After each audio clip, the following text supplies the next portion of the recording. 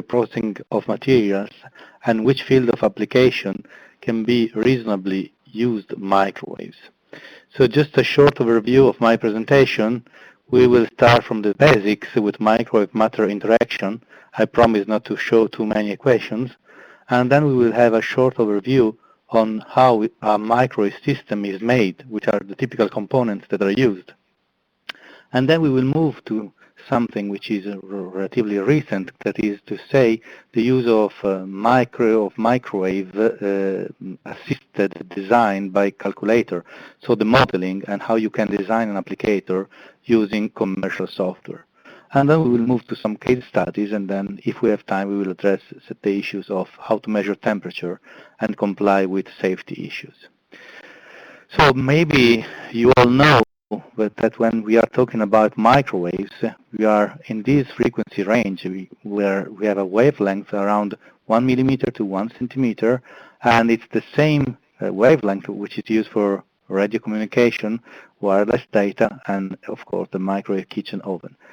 However, in this apparently simple picture, the reality is much more complex. For instance, here you see the worldwide spectrum allocations, and each one of these colors corresponds to some frequency allocated for some special use. When we are dealing with microwave for heating, for microwave power heating, actually we are very limited in the number of frequencies that we can select. In particular, we are forced to use the so-called ISM frequencies, which stands for industrial, scientific, and medical frequencies allocated for that purposes. The one which I highlighted in yellow are the most used when we are dealing with microwave heating of the materials. And probably the most used around the world is the 1915 megahertz and the 2045 2.45 gigahertz, which is exactly the same, which is run by many microwave kitchen ovens. Of course, there are some local regulation which can restrict the use of some of these frequencies, but for instance, the 2.45 is allowed worldwide for the use for industrial, scientific, and medical application. This means that when we want to process a material by microwaves, actually we are not completely free to select the proper frequency. And we will see how this affects how a material can be heated correctly or not by microwave. I promise not to show too many equations, so I guess you are more or less familiar with the wave equation, but even if you are not familiar, the idea is that you have the electromagnetic field propagating, and as it propagates through a medium, it will be somehow attenuated. And this attenuation is expressed by this function where there is this tangent delta, which is a measure of how much your electromagnetic field is attenuated when passing through a material. Just to give you an idea, here we have two plane waves propagating in air and then suddenly encountering different materials, for instance polyamide, nylon, or water. As you can see, water at 2.45 gigahertz frequency is a strong microwave absorber, so it means that it has a strong attenuation of the electromagnetic field when it impinges the medium. Nylon is a relatively low-loss material. Yeah, it has some dissipation, so you have some attenuation, but not as much as water. The numbers that you see here are a measurement of how the electromagnetic field of a given frequency interacts with the material. So we are talking about permittivity. Permittivity is a complex number, meaning that there is a real part and an imaginary part. The real part, we are more familiar with it maybe, and we are used to call it the relative dielectric constant, and it has to do with the energy which is stored into a material and which can be given back from material. It's the one that we use when we dimension capacitors, for instance. But the imaginary part, the one which is, this is the imaginary unit, square root of -1, has something to do with the dissipated energy, energy which is lost, which means that it's converted into heat. The ratio between these two gives the tangent delta. So what we are expecting is that a material with a high epsilon double prime, a high loss factor, will be one where the electromagnetic field is strongly attenuated. And this means also that if we want to just to have a rough idea of how much power we will generate by dissipating the energy of an electromagnetic field into a material, we will end up with an equation which is something like that. So the power density depends on the frequency of the electromagnetic waves, on the local value of the E field squared, and on this epsilon double prime. So how much the material is dissipating energy. So if we want to have a very high dissipated energy, we could want to intervene on the electric field, and this means to make microwave applicators where this electric field is high, or to process materials with high epsilon double prime, or even to change frequency. But as I told you before, frequency cannot be so freely chosen. So we are more or less forced into this, into having some discrete values of frequency that we can use. Moreover, we call it dielectric constant, but is it really constant? In this case, we can see the epsilon double prime referred to water. The dotted line represents the 2.45 gigahertz frequency, the one used by microwave kitchen ovens. And as you can see, the epsilon double prime changes as a function of frequency and also as a function of temperature. And as you can see, the cold water results lossier than the hot water. And moreover, at 2.45 gigahertz, we are not even heating water at its maximum, because it's near 9 to 10 gigahertz where we would have the maximum absorption, that is to say the maximum epsilon double prime value.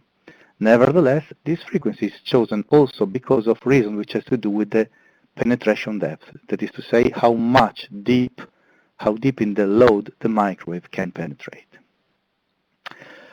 How microwave heating occurs? If we consider some polarization mechanisms, we should recognize that the relaxation times typical of dipolar polarization is the same as microwave or radio frequency heating. So this is one of the main mechanisms that we have when heating by microwaves a load. That is to say, the oscillation of dipoles, which can be existing or induced. But we also have some contribution due to ionic conduction or also to conductivity. So when I showed you the previous slide that epsilon double prime with written F was epsilon double prime effective, that is to say, taking into account also the conductive losses. If we want to know how a material can be heated by microwaves, so we have to know its permittivity. But it's not always easy to measure permittivity. There are many different techniques that can be used. And sometimes it would be very useful to have rules that are able to foresee which will be the permittivity of mixtures. And these rules exist, but as you can see, they are quite difficult to be applied, because depending on how a dielectric is dispersed into another dielectric, these equations can have very different formats. And are you sure that you have a dispersion of spheres in a homogeneous media? Are there some needles, some disks? Is it really so easy to describe a real material by these models? No, it is not. So my suggestion is always to try to measure the effective permittivity of a material. Well, as a rule of thumb, in many cases, the permittivity of a mixture will be intermediate of the permittivity of its components. So if you are familiar with martini, which is a mixture of gin and vermouth, actually the permittivity of martini, and here we are referring to the real parts, is intermediate between the two components. But this is not always the case, especially when conductive materials are involved. So always take care when you try to apply directly these kind of equations. Other equations which can be useful to us are these ones. A more detailed equation which gives us the power density into a load is given by this equation, where omega is 2p multiplied by the frequency of the electromagnetic field. Here we have the imaginary part of the permittivity, and here we have the root mean square value of the electric field into the load. And here is the same thing for in case of materials which have a magnetic permeability different from one. So it means that according to this equation, you can be able to calculate which will be the power density, so the heat generated in each part of your load, if these functions are known. This is not the only useful function, because the other useful equation have to do with the depth of penetration of the power or of the electric field, depends on which one you prefer. And again, what we are expecting is that if we have a material which is dissipating energy from the electromagnetic field, then the electromagnetic field will enter less into this material. So this equation, which gives the penetration depth of an electromagnetic field into a dielectric, can be used to give us an idea of how deep you can go and heat a material. Of course, this is a very simplified equation. In case of conductors, we have a similar equation, but in this case, conductivity and magnetic permeability are involved. And just to give you an idea, if we want to know this skin depth, that is the name of this delta, which is expressed here, well, at the microwave frequencies for many metals, the skin depth is in the order of some micrometers. So many metals tend to reflect microwaves because they interact with the electromagnetic field at these frequencies only for a very limited depth of the order of the micrometers. That's why your microwave kitchen oven is made of metal, so that you can contain the electromagnetic field inside. Well, based on these equations, we can see now which are the peculiarities of the microwave heating. Well, the thing that is most used in case of microwave is the heating selectivity, that is to say, the possibility of having heat generated only in a part of a multi-phase load. In this case, let's assume that the green part is the one which is not absorbing microwave, and the yellow part is the one which is absorbing microwave. In this case, we have a matrix which is going to be heated by the microwaves, and these dispersed particles are not. In the opposite case, we can have particles with very high epsilon double prime, which are heated much more than the surrounding matrix. So you can selectively heat one or the other of the materials, and this is just expressed by that equation. And here is an example. For instance, you can place some silicon carbide inside alumina fiber insulating layers, and this is heated at 900 degrees C, while this remains at 660 degrees C and no more, because this has a very, very low epsilon double prime, like 10 to the minus 3, and this is a relatively high epsilon double prime. Another issue which can occur when microwave processing materials is the inversion of temperature profiles. Sorry, it is still in Italian. The conventional heating and the temperature profile which is made by conventional heating usually tends to overheat the external of your load, because you have to transfer heat from the ambient to your load. In case of microwave heating, you are generating heat into your load, and the surrounding environment remains colder. So it's like putting something hot in a refrigerator. You are expecting that the walls are colder than the inside. And this also gives you the idea that combining microwave and conventional heating, you can achieve rather flat profiles, so to avoid thermal shocks or inhomogeneities when heating your material. And this is something which can be very useful when microwave processing materials, that is to say, the combination of microwaves and some conventional heating source.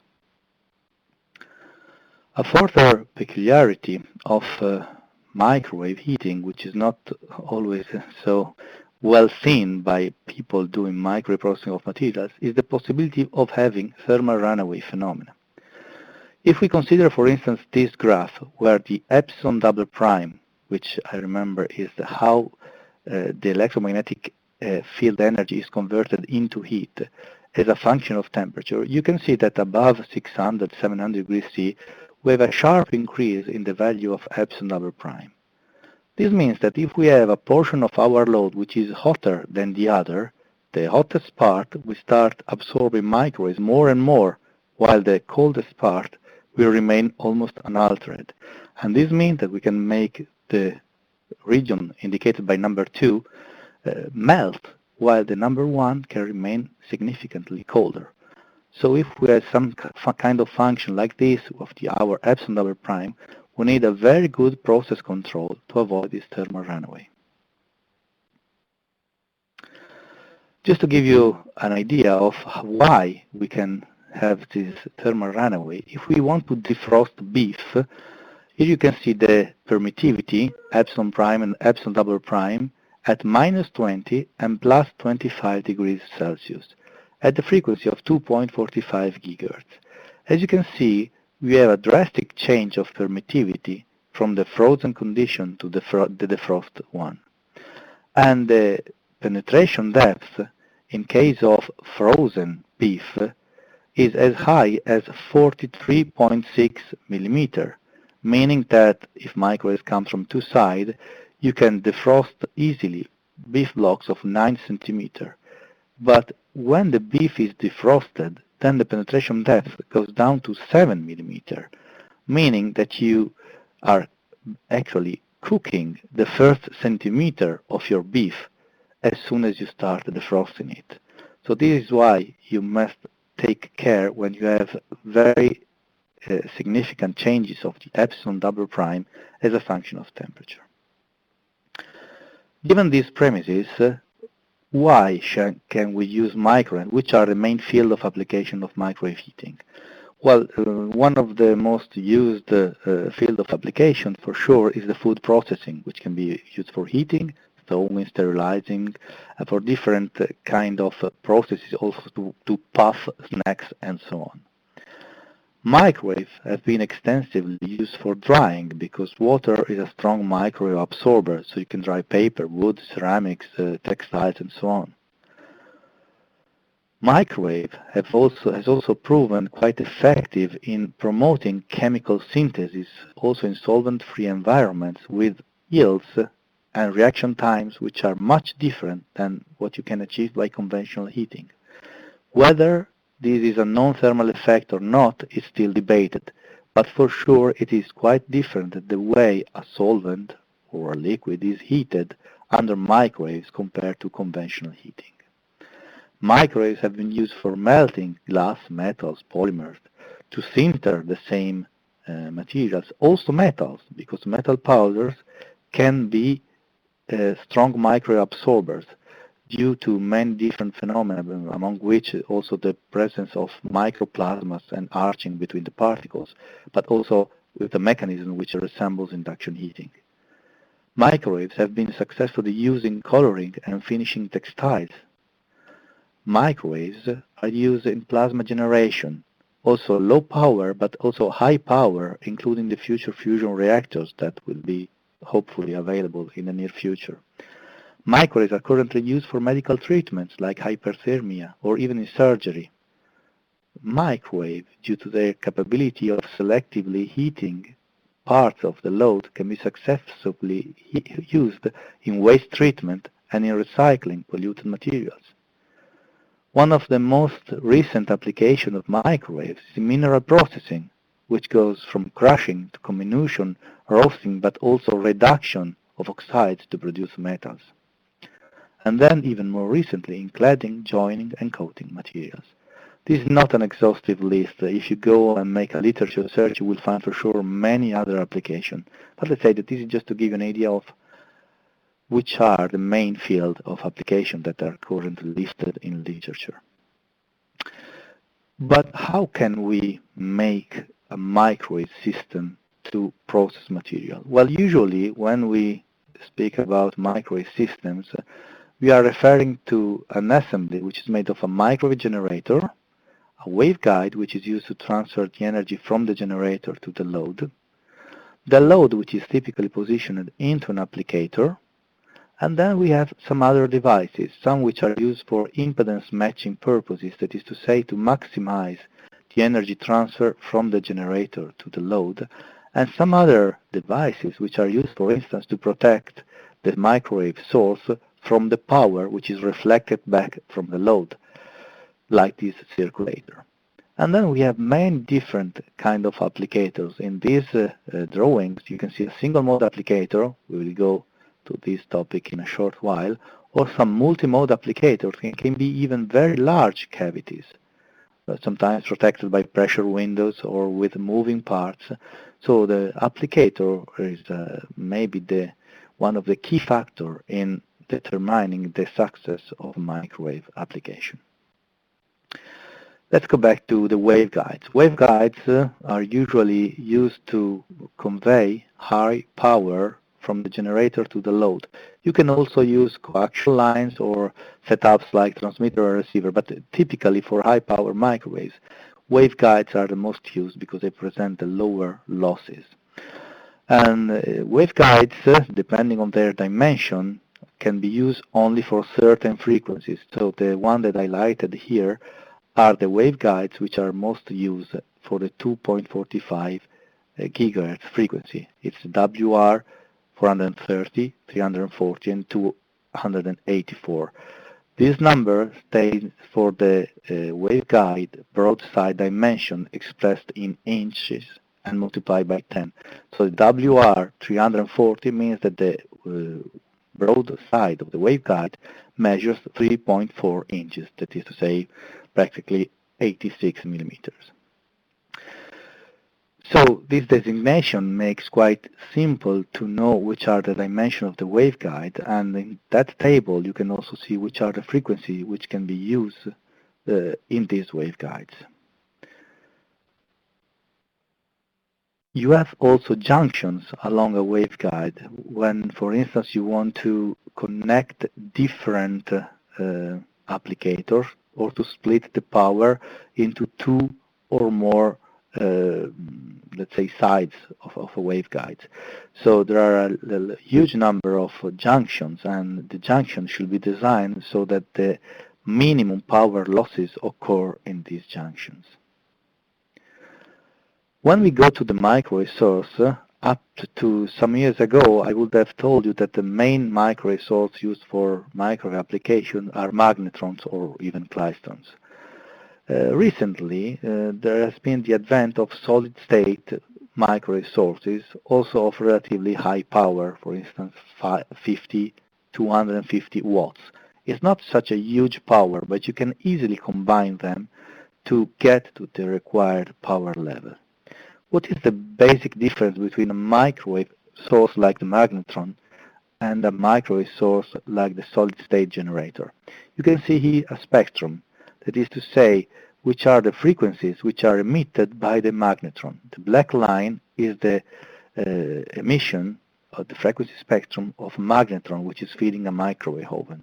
As you can see, we have a broadband spectrum, that is to say the magnetron is emitting not on a single frequency, but it has some peaks at some frequencies and also some relatively high emission at other frequencies.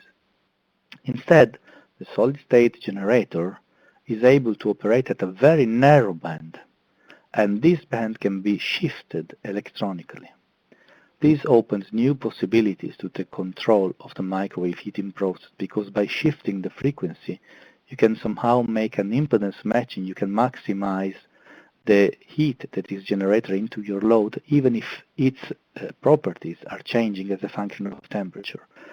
By controlling the phase of the generator, you can some kind of focus or sweep your microwaves onto a load.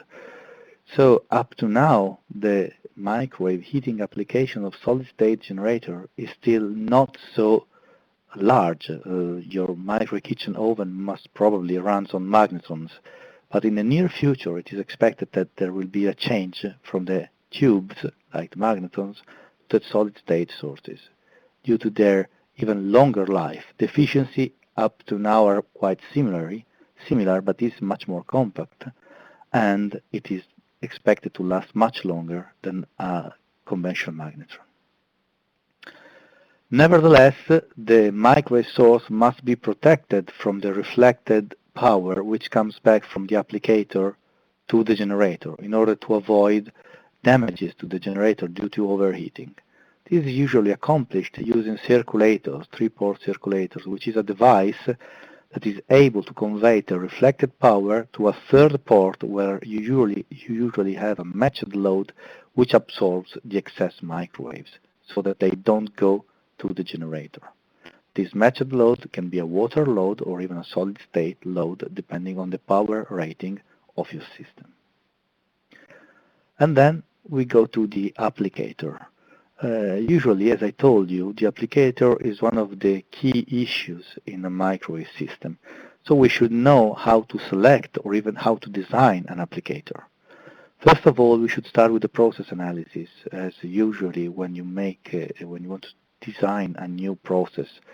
So you have to know which type of material you are trying to heat and what type of process are you involved with. Is it a drying, a heating, chemical synthesis? Maybe you are interested to know the geometry of your product, its dimension, shape, and if you can feed it continuously or in batch mode. And if there are constraints, like for instance the reaction time due to kinetic reasons or the maximum temperature which can be reached by your material without degrading. And then all the interaction with what's around your microwave system. After the process analysis, you should be able to run a feasibility and cost analysis. That is to say, to have an idea of how much power and how it is going to cost to heat a load by microwaves.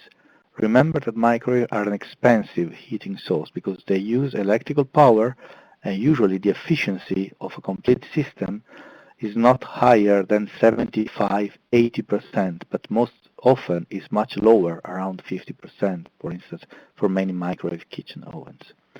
If the feasibility and cost analysis is not successful, then you can be interested in finding other means, other electroheat ways of heating your material. But if the feasibility and cost analysis is promising, then you should choose the applicator type. And here, conventionally, you can divide the applicators in three categories: multi-mode applicators, single-mode applicators, and radiant structures. It's not so easy to divide one from the other, so it's more a convention to have this division. But just see what are the key issues of each one of them. Multi-mode applicators means that there are more than one mode propagating inside your applicator, and there are usually large structures where you can host loads which are even considerably large. They are relatively easy to build. You can use mode steerers, something which helps homogenizing the electromagnetic field distribution inside the applicator, and they are relatively cheap to build. And in such a large applicator, you can have multi-feed system, that is to say microwaves entering from more than one port. The drawback of this kind of structure is that you don't have an analytical solution for loaded multi-mode applicators unless they are completely filled or filled by very regular loads.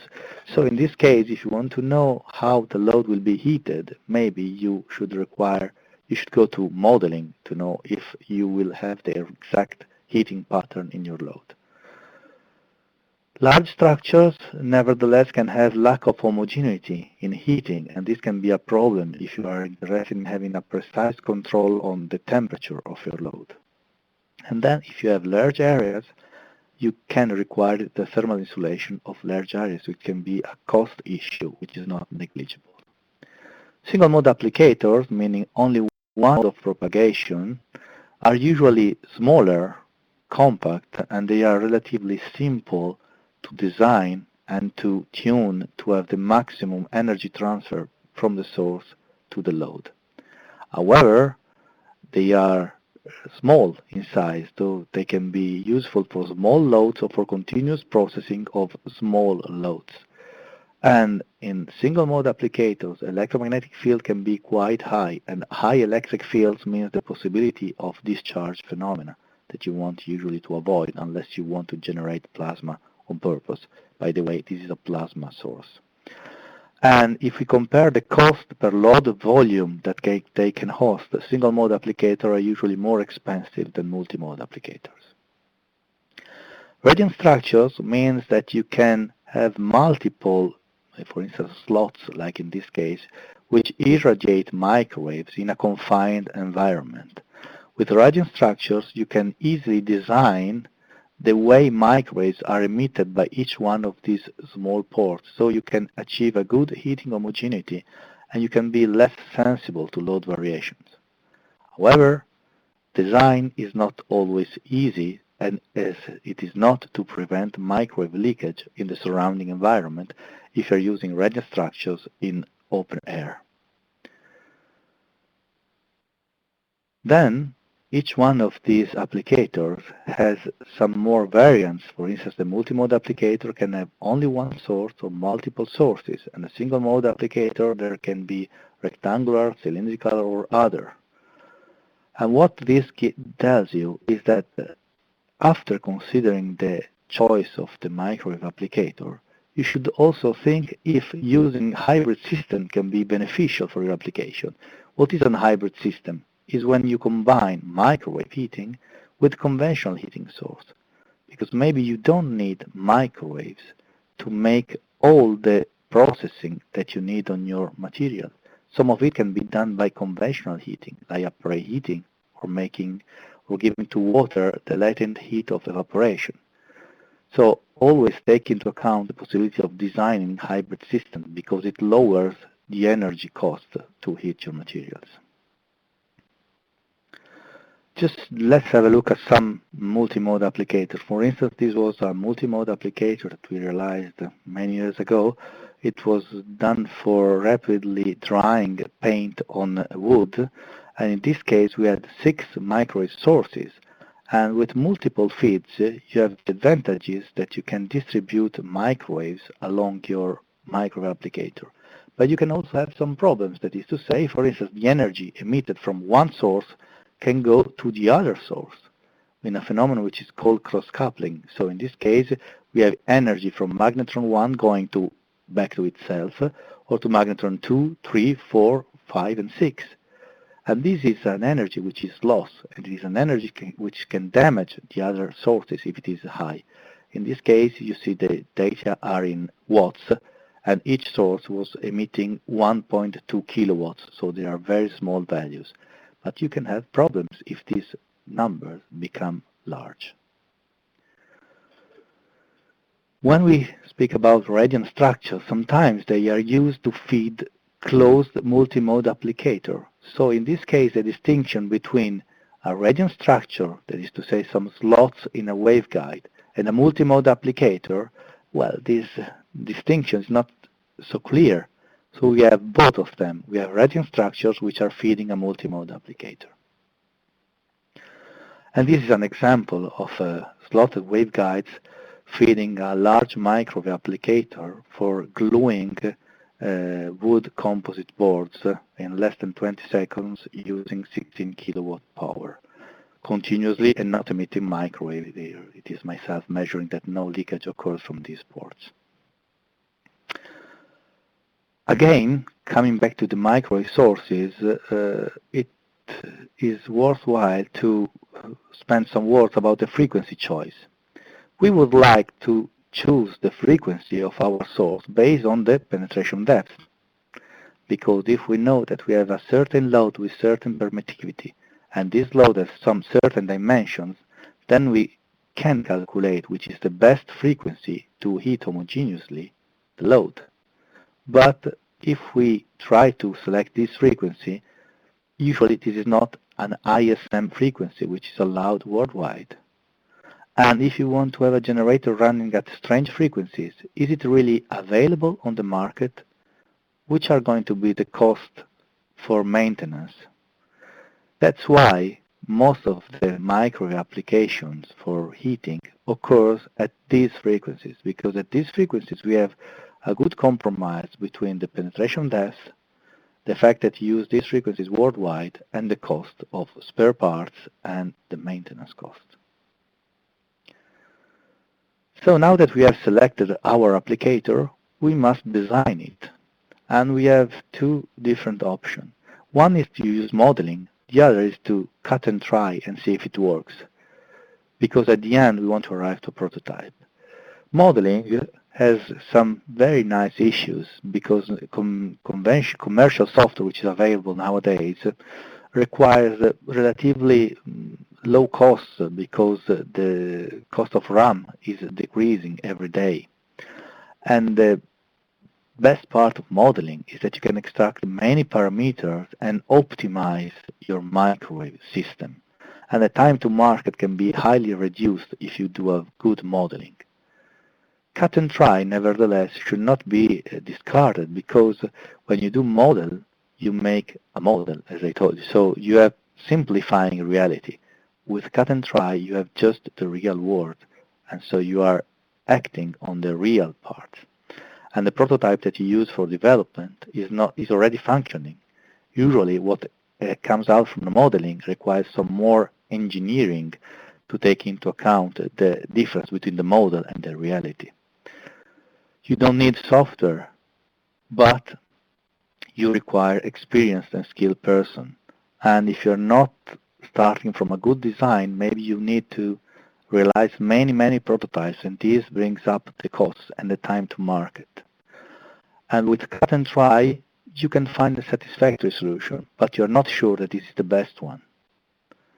With modeling, unfortunately, you require many input, and not all of them are easy to be measured, like, for instance, the temperature-dependent permittivity of materials. It requires a skilled person in modeling, and a person who knows what is microwave heating. If you want to model large structures, then you need large hardware resources. And a model is still a simplification of reality, so you always have to compare to reality. But if we use purely experimental methods, we can dramatically fail. This is an example that we made in our labs many years ago.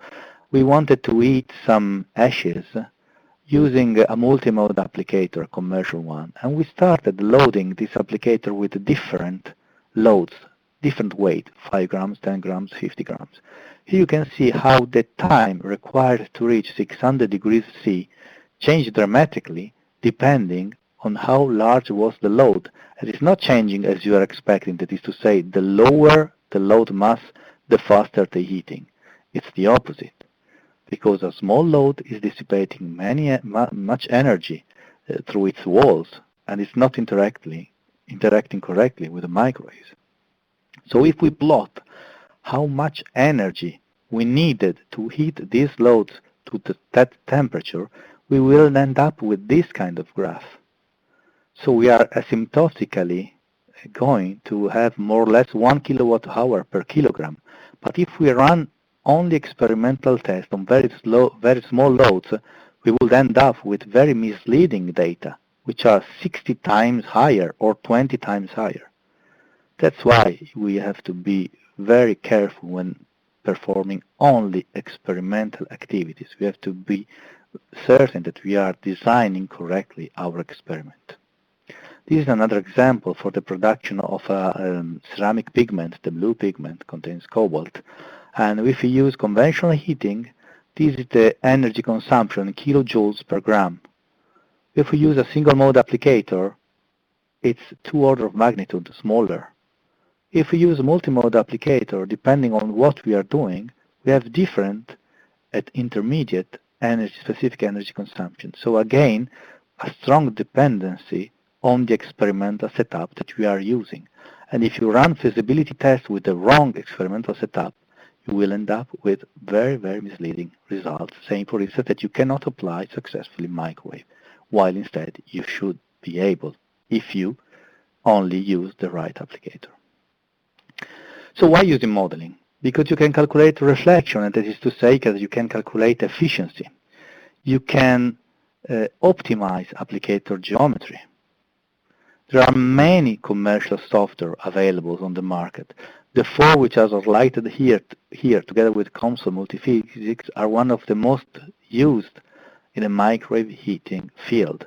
So I will leave you this slide just for you if you are interested in modeling.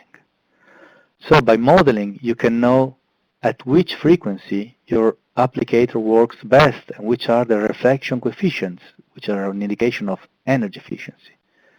You can simulate how the electric or magnetic field will be distributed inside your applicator and inside your load. You can calculate the specific absorption rate, how many watts will be generated per unit mass in your load. So you can know if it will be heated homogeneously or if it will be overheated in one portion of the load. You can measure indirectly, of course, it's a model, the temperature in the load while microwave heating. Here you see 5 seconds, actually 6 seconds heating of a disc-shaped load in a microwave applicator. You can see how the temperature is going to be distributed. So you can optimize the design of your applicator based on some objective function, which usually is to have the maximum efficiency, which means to have the lowest possible reflections. The problem with microwave processing of materials is that usually you perform tests at a laboratory scale, but then you want to scale up your system. And when you are scaling up, you have to remember that the penetration depth is invariant. So how deep your microwaves go into your load remain the same. So you cannot simply multiply by 10 the dimension of your laboratory equipment. So scale up requires more skill and some more work to be done. I just want to go very rapidly to an example of scaling up of a process which was developed at the laboratory scale, which is the synthesis of metal nanoparticles. Starting from reactants, and here are their permittivities as a function of temperature, and going to products which have completely different permittivities as a function of temperature. So we have a change of permittivities during processing. That's why we decided to have two separate applicators, one to preheat the reaction mixture and the other to have the holding time and then the change of the electric properties of our load. We decided to investigate how the wall curvature of a given geometry was affecting the heating homogeneity and energy efficiency in our load, and this only to arrive to the best possible solution to heat successfully this load at 2.45 GHz frequency, where the reflection, the reflected power, is minimum. And so here is the final prototype and how the cross-coupling was. So we had 6 sources and they were almost independent one from the other. And this is just a picture of this setup with the 2 hexagonal cavities. We can use modeling to see if we can improve the heating homogeneity by moving parts, for instance, moving metallic walls. These are mode stirrers, something which perturbs the electromagnetic field to have a more homogeneous heating. This should be animated, but it's not working at the moment. Or even, I'm skipping something, we can be interested in knowing how we can measure temperature in microwave heating and if our measuring system is affecting the heating process. If you are using metallic thermocouples, the tip of the metallic thermocouple will focus the electric field in its tip, so you are not performing a real measurement. Usually it is a perturbative measurement. Then you can decide to use non-contact measurements like pyrometers. But unfortunately with this technique you measure the surface temperature. And if you remember the slide where we addressed the inversion of temperature profile, this is not necessarily the hottest part of your load or even the significant one. So measuring temperature in microwave fields is always a problem, and maybe it's one of the main problems when you go to industrialization of microwave processes. Nevertheless, sometimes it works. This is a 3-port applicator for the sterilization of hospital waste. This is how the load was going to be heated according to simulation, and this is how it was implemented in the reality.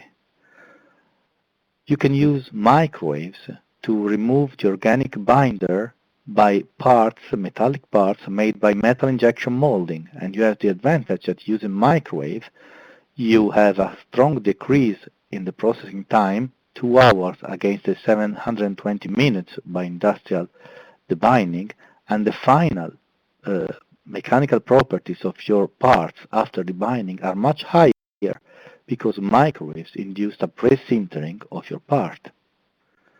You can join easily the similar materials because you can have the joining material to absorb selectively microwaves. So you have a kind of brazing where you can have the molten joining material and you leave almost unaltered the base materials, like in this case inconel or titanium or silicon carbide and silicon carbide composites. You can easily sinter nanostructured metal powders because you rapidly sinter, so the high temperature permanence time is reduced, and then you avoid grain growth, so you keep your structure micrometric. In this case, you can have selective heating of silver powders in the plasma display panels, and so you can heat only these silver electrodes without affecting the underlying glasses. This brings a reduction of processing time to 5 minutes compared to the 80 minutes of industrial processing, and you have less diffusion of silver into the glass, which means less yellowing of the glass, so also an improvement in quality. You can have microwaves to induce plasmas to have, for instance, coating applications. In this case, you can see how the modeling, which was forecasting a 6-lobe distribution, is confirmed by reality.